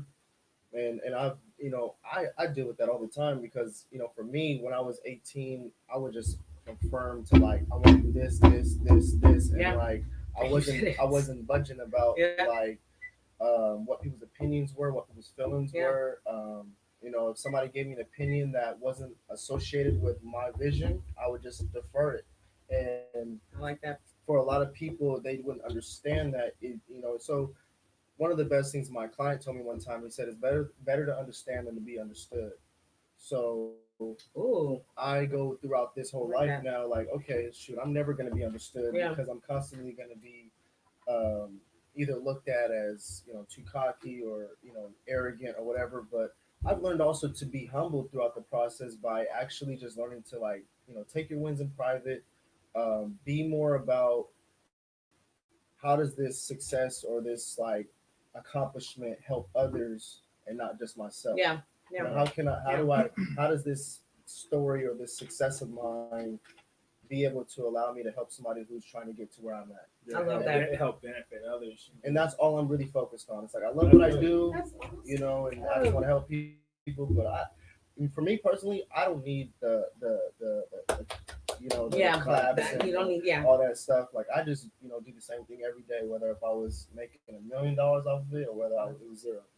Just grind it up, swing, bro. That is I have to say, it's like I literally have chills because to hear that from somebody who is as young as he is, and if you don't mind if I say he's 23, guys, like this is the wisdom of a 23-year-old. 18, no, right? Right. But the wisdom that somebody has, and that I will very honestly admit, I didn't probably get that same mindset, that ability to be comfortable, that ability to not care about what others say, but still want to help others. I didn't probably have that ability until maybe 5 years ago. That was only when I was 22, but still, no, just kidding. No, that is dope that he has that capability and that ability. And that to me just lets you know how much of, how big his karma bank is and just how much he'll continue to be blessed. But I think the reason why is because you're following what is your true purpose and passion. Maybe that true purpose and passion will change by the time he's 35, but the thing is that whatever it was at the time being, he pursued it and gave it his all. So that's something that I want you guys to take away from, his visit here. This was all planned. When I asked the hubby to hit him up, I was like, I want him because he is inspiring to me. And I don't know if you remember the message that I left you. I was like, you're truly inspiring to me to keep going in what my new avenue is, because I've seen what he's done. The vacations that he's taken, I'm gonna brag a little bit for him. Okay, the car that he has, the fact that at first his focus was getting and you can talk a little bit more about it if you guys don't know. He has an online or virtual barber training kind of course. Yeah. So I'll let you kind of talk a little bit more about that. But that was my first exposure to what he was doing. And then all of a sudden, wait, you can rap too? What? Yeah. So talk a little bit about your journey there and how you got from just wanting to, or, cutting hair in high school and to where you are now. So I'm going to give you guys the best short great story. Yes, give it all. Making sure that it sounds great, So, and it's gonna, make sure that I can walk you guys through that process. But, to give you guys like the best way to explain, it's like, just like anybody, we all start off at the garage. We all start off at those, let me cut the brother's hair, the cousin's hair, the friend's hair, on a stool in a bathroom, whatever it's at. Homecomings, prom. And I'm charging $3. $5 a cut. And I did that for, I say that's the process of eating shit. You gotta eat some shit for some time. Yeah. So your clients are like, what now? They're like $3, $5. Where those places at? So I was doing that for about 3-4 years, and then once or actually like 5 years. So I started when I was 13. Okay. And then when I graduated high school, I got my license. And during that, going into the shop, it's like a new step, but it's a fear that you go into because it's like, oh, I'm all in. Mm-hmm. And once you're all in, it's like, you watch everyone around you judge you, and people are gonna be like, oh, I don't like. I remember one of the challenges for me, and you were one of the experiences, but just in general, like with the teachers or people that were like, what are you gonna do after high school? Mm-hmm. Everything was like, when the last semester of high school is like the most irritating for every senior because he gets from everybody asking them what they should do with their life. Yep. Yeah. And so you have to explain it over and over and over again. You go to your grandma's house, Thanksgiving, Christmas. What are you doing? So what you doing? What you doing? Nephew. Okay. So what you doing? And I'm just like the scrawny 17, just like I'm gonna be a barber. And everyone just like. What you gonna do? Yeah. Do you hear what he said? He's And see, my experience was that I worked at a cosmetology school that was beginning a barber program. So I saw like the debt that people were in. I saw that I saw like there were definitely success stories, but I was just like, really, like especially because I knew your family and I knew that you good students and that you played ball. So I didn't doubt you, but I was just like, really. That's okay. All right, but I remember show me and everybody else. So. I remember it was like I was dating a girl at the time, and all her friends would just be like, "Oh, what's he doing? Oh, he's gonna go cut hair." And then there was like, "Oh, maybe he should just go get his AA or his Everybody had an opinion. And everyone had an opinion. So, but for me, I just was like the type of person that I have like, I can easily just not give a fuck. Mm-hmm. I'm just having that personality, which is like I care more about what I want to do than just what somebody else thinks. So. I was running with it. I was doing it, and it was hard at first. It was tough because when you're trying tell me about it. I went from cutting a bunch of kids in Elk Grove to I moved to working downtown, and I'm charging $25-30 a cut, and all of a sudden I lose all that clientele back at home, and I have to rebuild myself and get adult clients, people with paying jobs who can afford my cuts, and the adults who are skeptical. Because that's like watching, seeing an 18-year-old doctor walk in the room. You're like, I remember those experiences. I really do, and I remember just like how there's like that lack of confidence, where just like you're trying to, fake it to make it in a way. You're like, okay, I'm a barber and I got my license, but boy, I haven't, been in the shop environment. Confidence take you a long way. So like, just to touch on it real quick is how you just said. How you started off selling like $3, $4 haircuts, whatever, you know what I'm saying? However much the price was, it could have been $10. Just way cheaper than what you built up to. But I know, bro, like, because like I said, when I started selling popcorn, like I remember the first time I started telling people like, yo, I can make $1 million off of selling this popcorn, or maybe them fuckers like, look at you like, bro, what did you just say? What? You gonna do what? You gonna do popcorn like pop? Yeah, my nigga. Like I'm literally gonna sell popcorn. Like, is it good? Can I sell? You know what I'm saying? And like it took me a long time to build my confidence, bro. Even though like I knew the popcorn was good, but it was just because it's so new and everybody I've talked to is brand new. They don't know nothing about it. Like, I see their reactions, but at the same time, it was just like, oh shit, like damn, should I be charging more? But it's like once you build your confidence up, then you can charge what you want to charge. And not to say you're overbooking anybody, but you know your quality and you know your worth and you know your work that you put into it. And it definitely takes you a lot further than your own self-criticism. And know your worth and add tax. Right. That's one thing I always say. Yeah. Don't be afraid to add that extra amount on or to feel like I'm like, Kanye about it. Be like, I'm dope. I'm the best that there is. And I'm worth my $25, $30, $35 haircut. I remember one of my clients, I was 17 at the time, and he was like this guy that was, I wouldn't say he was rich, but he was like at least financially stable. He always seemed like there was just no stress in his life. When it came to money, when it came to money, it was just like, and I wanted to pick his brain one time. I was asking him questions, and he told me to read Rich Dad Poor Dad, Think and Grow Rich, The Richest Man in Babylon, and all these books that would teach me about financial literacy and then about like self-education. And I feel like that kind of like what separated me from taking it from just being a barber who just cuts hair to, okay, now I can put my vision together and actually see what my next 2 or 3 years are going to be. And it's almost like you manifest those things that you dreamed about. Right? And you have to. I like that you say that. You have to. Manifestation is the strongest thing ever. The mind is the strongest thing ever. Mind over matter. You guys hear about that, and just certain things all the time. There's no more truth to anything else. Like I'm telling you, than that ability and that statement. I mean, listen to rappers. Drake, by example. Drake talks about it all the time. How he manifested, wrote himself a check. You know what I'm saying? And that check he got that check probably 10 times over now. Big Sean is another rapper who's very spiritual. He reads books like that. The Alchemist is another one that I would add onto that list. The Four Agreements is another one that I would add onto that list. So take advantage, you guys, about certain things like that. Like, don't think that's something that's like, ooh, that's not what we do. That's not what I do. That's not how you really get to success. It definitely is. You have to self-educate and find the right message that speaks to you. And so that's awesome that you met somebody who was, conscious enough to drop that knowledge on you. And is that still a client to this day? Have they been able to see your growth? So really definitely good. Like he's been like, it was kind of funny because I read those 3 books by like 2 weeks. He gets cut like every 2 weeks, and I read those 3 books by the time he had came back, and I told him everything about the books, and he was just like blown away by how much I was able to comprehend and take in. But it was more of like I was blessed because when you're in high school and you're young and you're youth, with parents that don't read those things or know about those things, it was an awakening of of a temple of knowledge that I never would have ever found if it wasn't through him.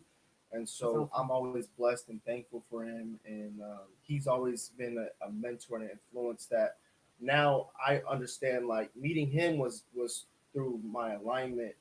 So now I'm meeting like other people through their alignment. Like I remember when he told me about Think and Grow Rich, I was reading that one day in the barbershop, and I met this guy. He was like a old politician type guy. Goddamn millionaire. He was a millionaire and stuff like that. He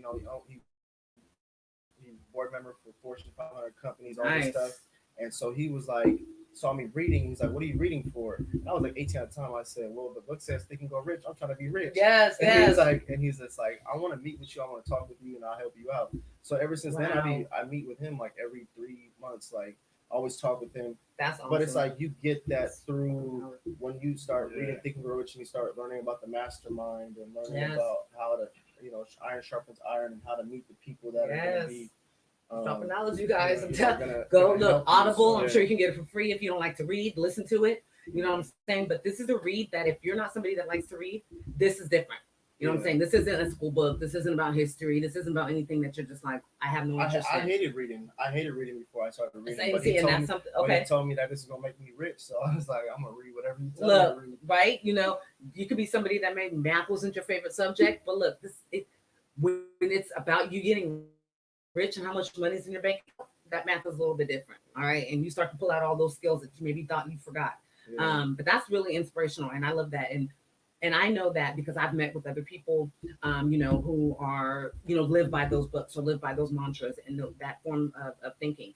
And they like to see people whether young, old, whatever, they like to see other people that are trying to educate themselves and get themselves to that level. So it was, like you said, it's kind of within your path. And I think it was divine that situation happened. Exactly. And because that's going to allow you in 5-10 years, when you feel really comfortable, you're going to be able to give that same knowledge and impart that on somebody else.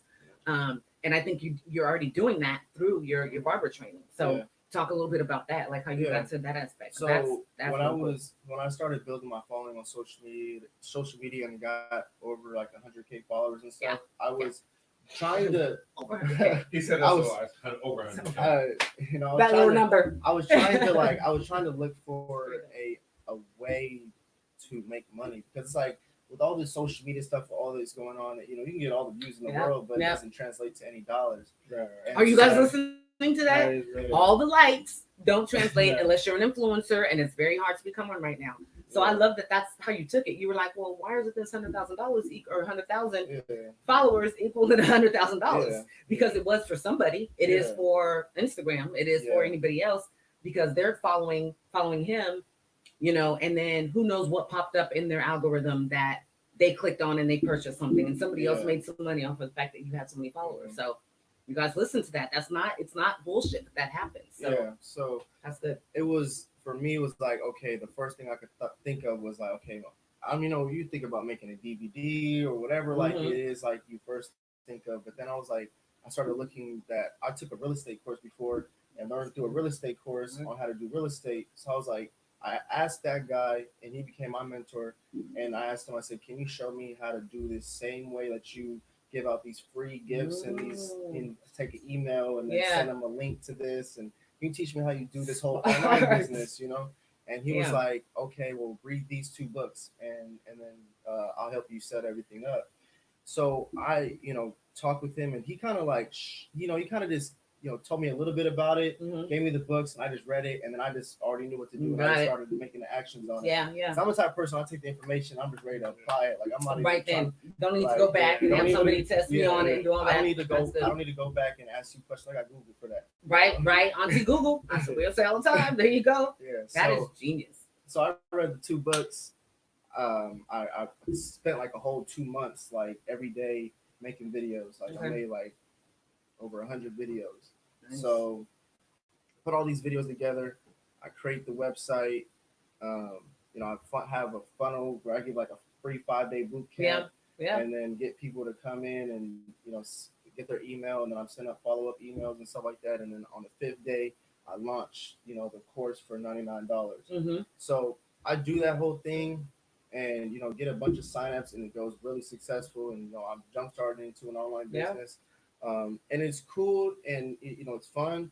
And then you start learning like just how to run and operate a cash flowing online business. It's like you can definitely like create followers and try to, you know, make money off of it, but then you gotta start learning like, oh, I gotta get into paid advertisement. I gotta get into like, how can I just make sure that my money's always coming in automatically? Master classes, things that, you know, that you can offer, you know, every now and again. So and then another thing too is when I first started, I did that $99 and I had sold them everything, and I was like, wait, I'm only getting this customer one time.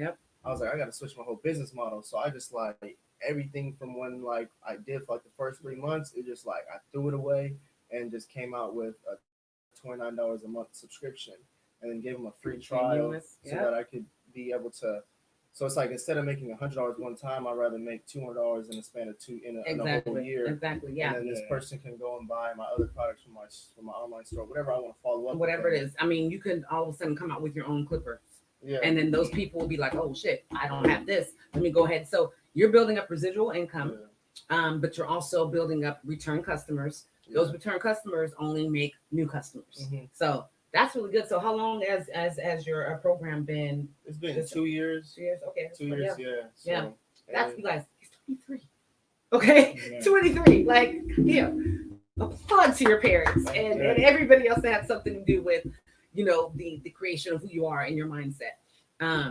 Those individuals that have been mentors to you, I mean, I'm sure they have other success stories, but if I were in their position, you would probably be one of the biggest success stories, and your story isn't completed yet. it's going to be amazing to see where you are in 5 years. I would 10 say years. the funny thing about it is like my mentor, like he always reminds me of the people that he's mentored, and they're way more successful. Oh, so yeah, so like just to let you know, I let him know. It's like I let him know that this is a sport, and I love to compete and love the drive to like get there. Want to get there. You know what I mean? I always tell him, I was like, I'm on top of that list one day. He always tells me, he's like, hey, I want to be able to work for you one day. So you got to be able to get to that point where I'll be looking at you for a job. Yeah, right. That's really dope. I love that. You know, I've learned a lot from him as far as social media game and my brand.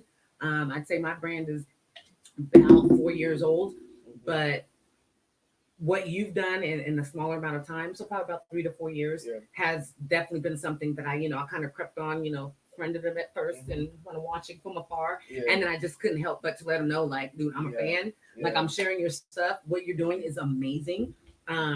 Working at the, cosmetology school that I worked at for a bit, I always would tell people other ways without the traditional way of being their own, business owner.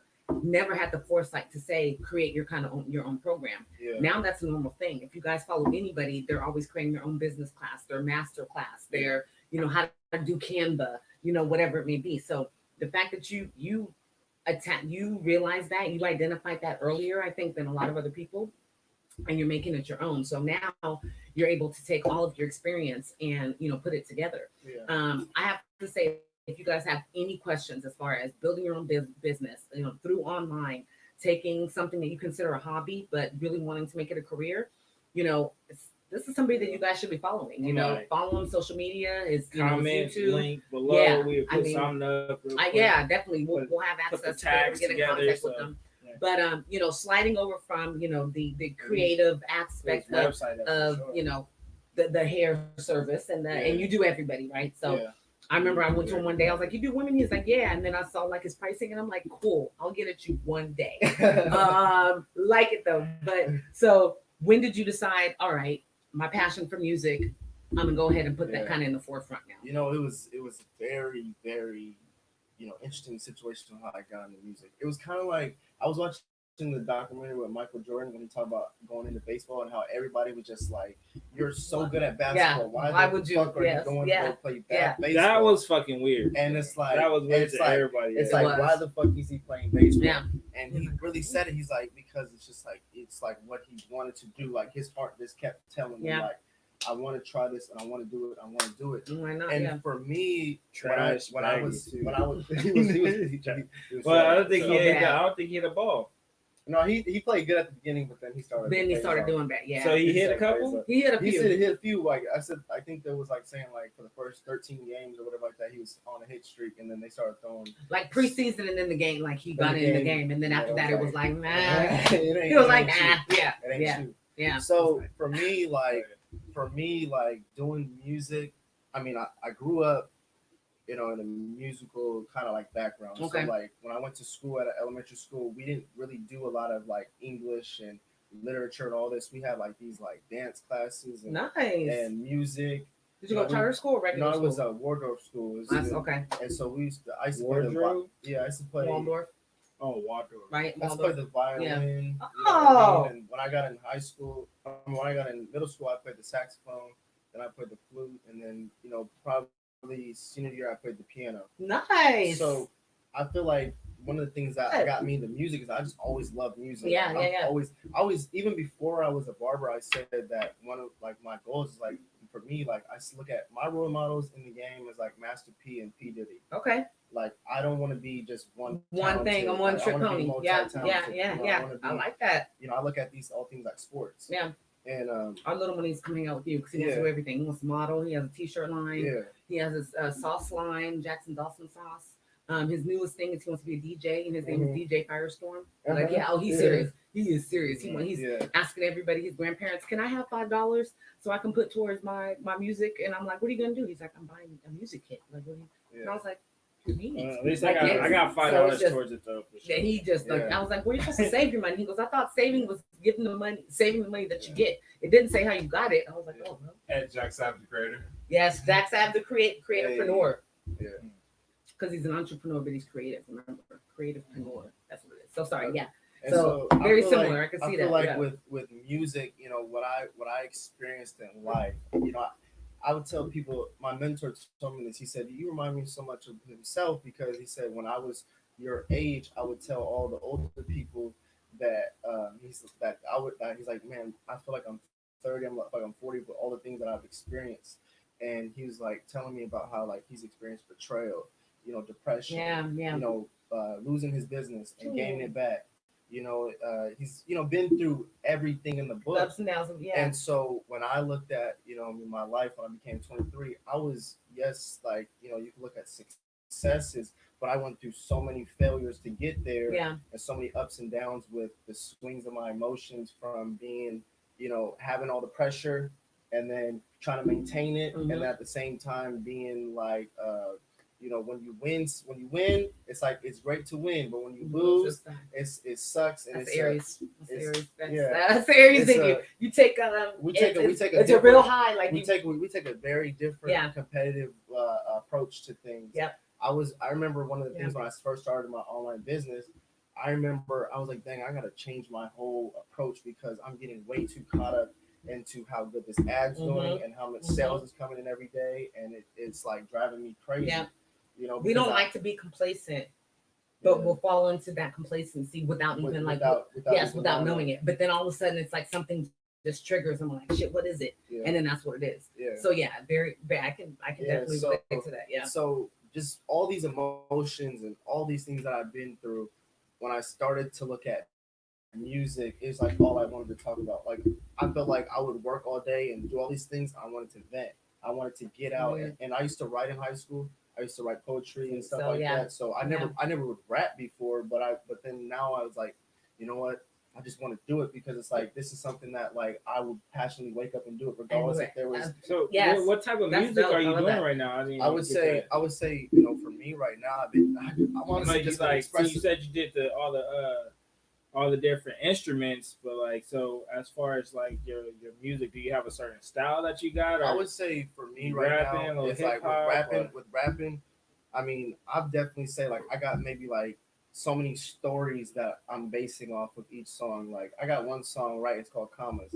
And, you know, I felt like the whole song, I felt like I was just venting out my emotions from my life and from everything that like I was like, you know, if you just leave a relationship, you know what I mean? Like you're like, so your like, commas was based off of life commas. Yeah, not like fuck them commas up. You know, what it's like it's more like it's like I wanted, you know, I was like, you know, fuck the drama. Like I was talking about like, you know, even like things about relationships, even things about like just having fun, like just remembering like. I was even talking, you know, being braggadocious in my songs sometimes, like is like something like I just get it off of me, like. So it's like definitely your art. Journal, and it's your art. So it's, you know, Aries as well. We're very creative, and like we have different avenues. And like you said, you used to write, and once you stop, you will realize sometime in your life like what's missing, and that's what's missing. You can be doing anything else, like you're, you know, cutting hair. That's, you know, letting out a creative aspect.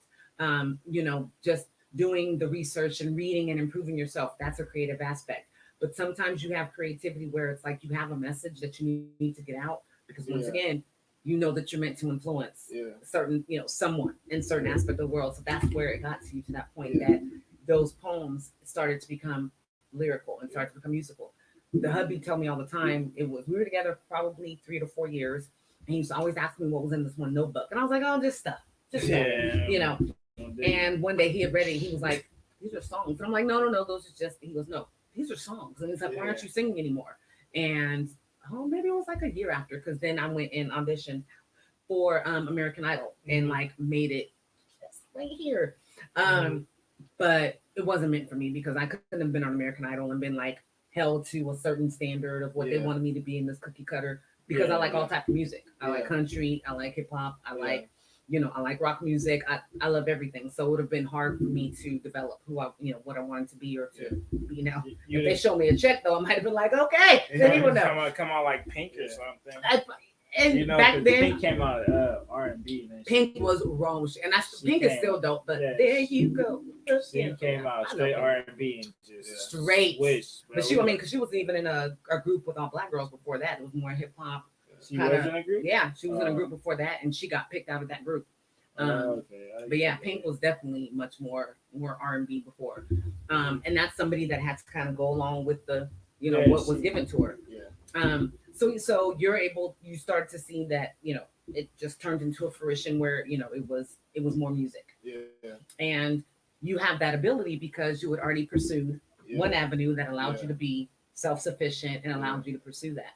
So what would you say to somebody who maybe they're not in that position where they're self-sufficient? They're working a 9 to 5, they have obligations, maybe they have kids, maybe they have a girlfriend, boyfriend, or whatever, but they really feel like the universe is pulling them this way, and that way is through music. What advice would you give to somebody to be able to complete that, to be able to get to in some shape or form, you need a nest.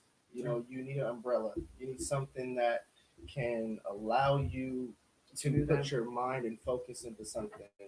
And so when you're trying to grab everything at once, you're constantly losing everything out of your hands. Yeah. And so I look at things like chess moves and connecting dots. Okay. If I can't connect the dot yet, I don't do it yet.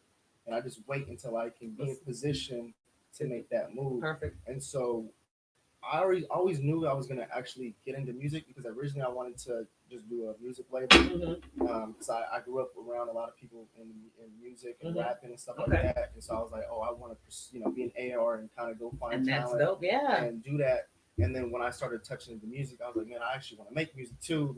And so I just started falling in love with music, and it just becomes like your life. It becomes like something that you really want to do. But he's really good, you guys, on the content creation around the music. He made a very kind of seamless transition into where it went from, his anything that had to do with barbering. And he still does really good content creation around that. But it got to where he was showing himself just kind of chilling, maybe rolling up, smoking, and all of a sudden dropping, a few bars, or showing him in the studio late night, or saying like, I just got off this call with real estate or whatever it may be, and now here I am. So yes, you may not have the nest that he has or the ability, but the most important thing is to have the want and the drive and the passion, and to put the work in behind it. And it's like this, right? It's like somebody could say that it's like, I started this vision at 13. The whole buildup of my foundation started at 13 years old. And so all these things don't connect until a long time, but it's like you have, at some point, you're gonna have to build something that's gonna be a nest, an umbrella, sustainable. Even if it is your music, maybe your music is your first umbrella and your first nest, and then it becomes your venture off to something else. But you have to start with something, and barbering happened to be my first one. There you go. So that's you listen to anybody's success story, 9 times out of 10, it's the same thing. They had another hustle.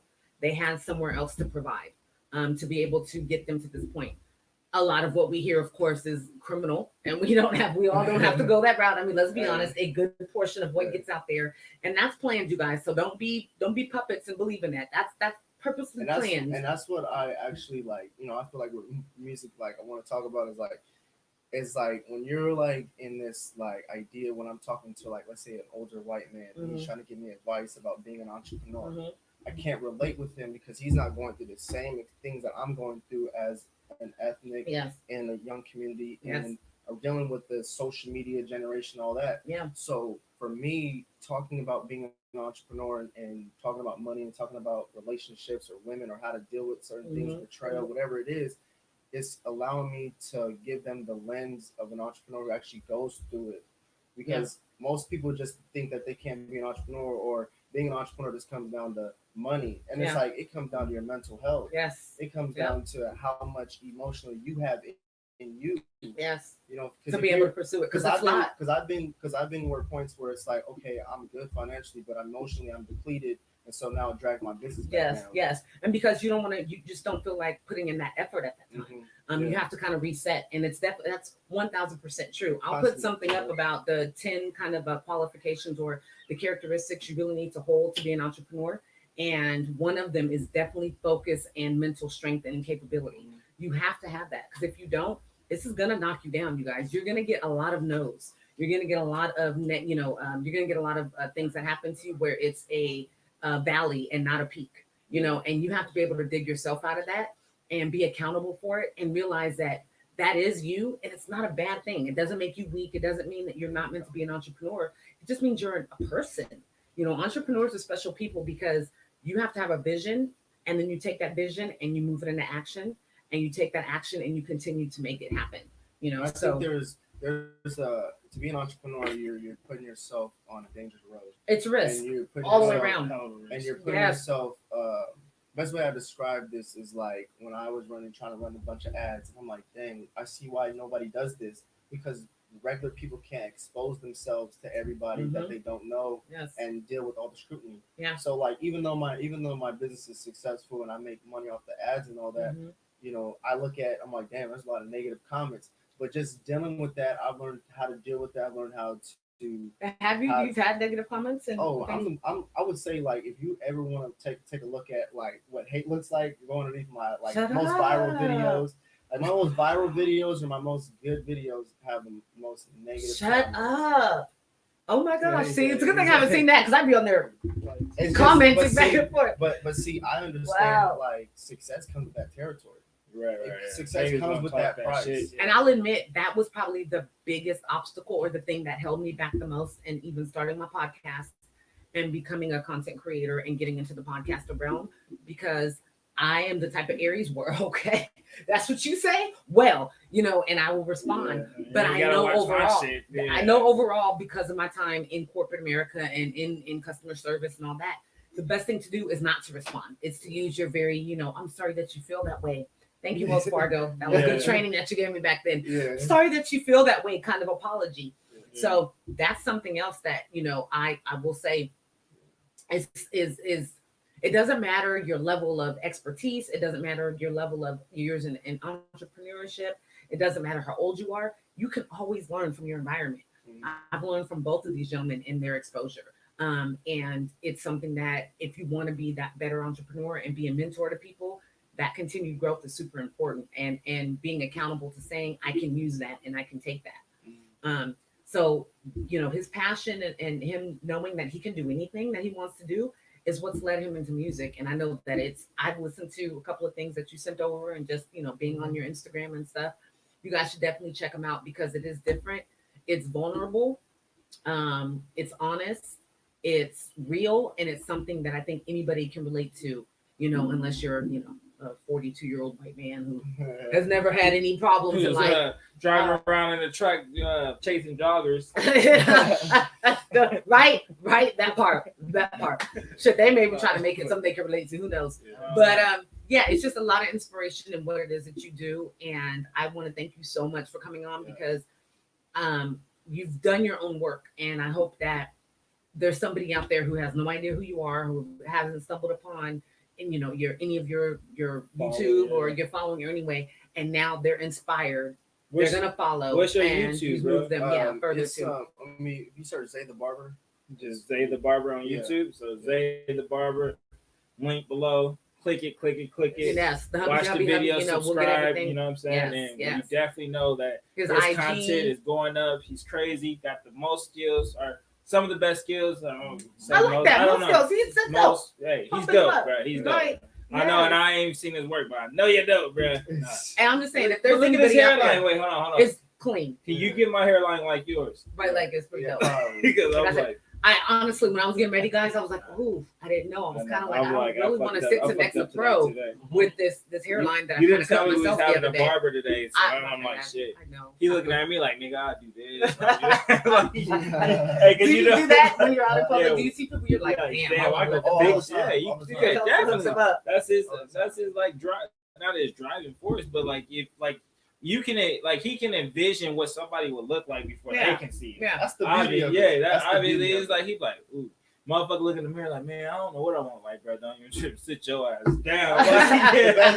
The funny part about it is like when like a person's like a brand new client and like he's like, okay, like he trusts me, but he's still like, okay. Yeah. I'm just like, relax. Yeah, I can see everything that you want. Like, I got you, bro. I got you. Bro, I just wanted like 1 inch, 2 inch, 1. I feel like I got it. So, question I want to ask. So, let's say, who the baby, because to me he's the biggest star right now. So let's say the baby hits you up because we have viewers in North Carolina, and I like to think that it's the baby watching. I know it's you. So let's say he's watching. He's like, I need somebody. Would you give up everything you have going on right now for a celebrity to be like, I need you to be my barber, come on tour, we're going around the world, let's go. Right now.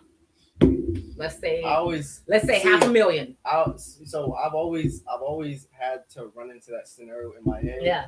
And here's what I always said.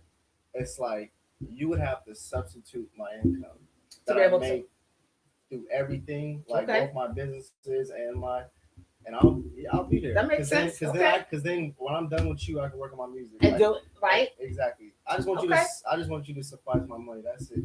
Makes sense. Who would go and do it for less? That makes sense. Yeah. So I just said $500,000. You guys know he said suffice my income. I don't know if that's his income, but if it is, hey, they for sure need to. Look, are you single? Because there might be some girls that it's like with Mayweather's barber. I respect what she does. I know her personally. She's great. And I would say, that's how I would look at it. Like, she's the type where the way she played it is smart. It's like, you suffice my income. Where you try whatever you need to be. She's smart. Yeah. So hey, you rappers out there, you never know. Mozzie's local. Maybe Mozzie because he needs his, done up sometimes. His cut, his whatever he got going on up there. Love you though. No. You got Kings players and stuff like that. Yeah. Do you have any? Celebrities, kind of sports stars. So more that I started to be more on the retirement phase. Okay, that works too. I was like, man, I'm not about to chase, cutting this person, run into this house, then back to the shop, and try to handle doing this and this. I was like, no, it's too much. I just need clients, and make money, and I need to go about my business. I like that. But I still have relationships with different athletes. Devontae Booker. Okay, I cut him. He's like a good friend of mine too. So I just kind of stick to my clientele. Yeah, and keep that going. I like that because that's loyalty, and that lets you really truly know that he's doing it because he's passionate about it. And not everybody's a celebrity barber. It just wasn't. It's never really what I wanted to pursue. It wasn't it's not a knock on nobody. Just when I tell you when I first found him, I was like, hey, he's about to be the next fucking celebrity. I said it. I was like, he's gonna be cutting everybody. What's the cartoon tattoo dude name? Mr. Cartoon? What's that his name? I think I know you're talking about. Down in SoCal? Yeah, he's done everybody. Like Bato. They came up. I was like, he's gonna be that of haircutting. Watch. But no, I love that. I love your honesty. I love that you're resolute in who you are and who your clientele is, and you're not trying to chase, the rainbow or chase that, that cloud train. That's very inspirational, and it says a lot because I think a lot of people think about this age group and this this generation that's all you guys are, and this wholeheartedly shows that that's not it at all, and that his parents should win awards because they did a great job. You have great mentors, and I see him being somebody that's going to be able to pass that on. So I'm so happy that he was able to come on and I hope provide you the inspiration that I think he provided us this evening. Very inspirational young man. I'm super excited. Yeah, I think when he really blows up, I'm be like, you don't act like you don't know me. Come on the show again. No, but I would love to have you on for our music special because we have a couple music episodes coming on in the next couple of weeks. Okay. So I'd love to have you on, play your tracks. If you want to do a little quick performance, please do that. Yeah. We're trying to give, in quarantine, there's a lot of performers local that have lost a lot of money. Because of because of events that are canceled. Everything is canceled. And let's be real, we're probably not going to have clubs, music events, concerts. We're not for probably January, guys. Let's be honest. It's not gonna happen. Everybody who just started music, they should look at that. Anybody who just started music should look at that as an advantage. That means that you got all this time to develop a catalog, right? Put some shit together. And put it out. Exactly. Put some. Look at the baby. When he released his shit, nobody knew it was a full album because he released 1, 2, 3, 4 videos. Mozzie just came out with an album. Mozzie has 3 new videos. E40 just came out with a 5 album. I mean, it's only 5 songs. Mm-hmm. The shit slaps, but 5-song album. I think he has 3 videos out for it right now, right, babe? 2 or 3 we've seen. 3. Yeah, so it's right there. Bow, bow, bow. That's exactly what you need to do is create that content. We are building, other podcasts, and we have a wealth of episodes already under our belt. It's good to kind of create that content. That way, you're putting out your best foot forward. Yeah. and then you can kind of build, everybody likes virtual. Everybody likes to be able to see you because they feel like they know you more. Yeah. So once you start building that kind of, rapport, it only takes you farther. So like he said, somebody that's doing it. All I can say is, man, just keep trucking, bro. Like, Yeah. you know what I'm saying? You probably already halfway there. Most of them, probably a lot of people, peers that's amongst your age group, you know what I'm saying? So more success, bro, is always the best, you know what I'm saying? And that's coming from somebody that, shit, we both pushing and doing businesses, bro. And I know the motherfucking struggle. We all know the struggle. Yeah. So, like, yeah, man, just keep going, bro. Keep going and keep pushing. Yes. And this is my shout out to Men of Color. Look what's going on, you guys. Okay, they're not all sitting down, ignoring their baby's mamas and doing it, and everything else, sleep, and then ordering Popeyes and shit. This is not what they all do. They're entrepreneurs. They're focused. They know that they have a vision and a passion and a purpose, and they're just as relevant and have words of wisdom as anybody that any other motivational speaker or anybody else that you guys can think of. So you guys have it here in Northern California, in Sacramento. Very, very perfect. I think young age to be able to speak to a lot. Yeah. Younger age as well, although he talks like he's like 87 sometimes. It depends. And just a little bit more, just a few years more, in wisdom here. But thank you guys so much for joining us this evening. I can talk forever, but I'm going to try to keep it on to a good time. So this is your girl, Menage with the MariJayne Maven. We're going to have IGs and everything up. Actually, before we leave, won't you drop your IG, your social media? You got some time? He's like right drop here. That right here. Drop that. Right here. But yes. It's like Disney Channel. Like, right here. Where you want to put it? So we'll drop that. Subscribe to your girl, Menage with the MariJayne Maven. IG. You got the YouTube channel. You got the Patreon. You have the merch. Come on. Especially my family in France. We're up to 70% now. 71% of our viewership in France. I'm telling you guys, go ahead. It's the Menage. It has to be the Menage. They like it. Little Polly. Go ahead and set up the live show. I'll be there. But in the meantime, get your merch. Hit me up and let me know what you guys love about the show, and I'm gonna get you guys out some merch. Also, Twitter, Facebook, all the 9. Subscribe, like, love us. Thanks for coming, guys. See you next time. Bang, bang, bang, bang. Bang, bang, bang.